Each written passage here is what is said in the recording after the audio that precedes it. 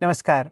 हफ्ते की शुरुआत निफ्टी ने एक बैकफुट पर करी क्योंकि तेल $90 के पार गया वीकेंड पर और परेशानियां बाजार में आती हुई देखी, जैसे कि एक कमजोर रुपया। तो निफ्टी आपके सामने एक गैप डाउन खुला 24,135 का इंट्राडे लो और आज की समाप्ति 24,238 यानी कि 95 पॉइंट्स लोअर। और बैंक निफ्टी में खासी गिरावट 576 अंक नीचे 57,945।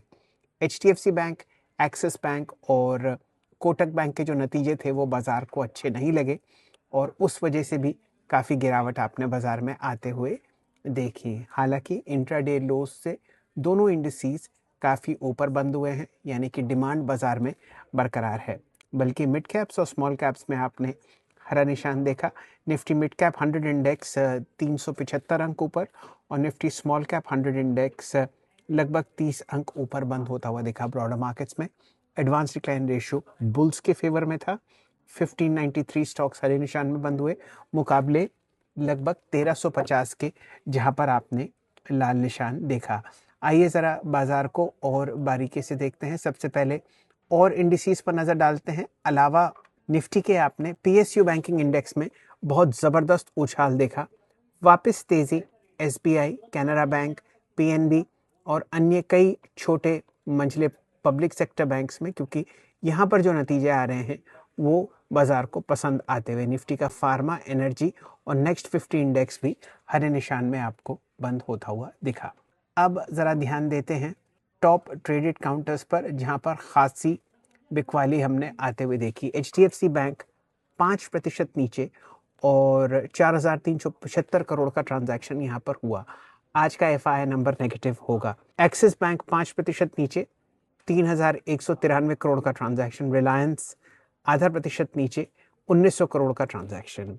पहले 5 में से आपको हरे निशान में आईसीआईसीआई बैंक और एसबीआई दिखे। दोनों में अच्छा वॉल्यूम और ये एक बढ़िया बात बाजार में दिखी कि आईसीआईसीआई बैंक ने आज निफ्टी की काफ़ी मदद करी।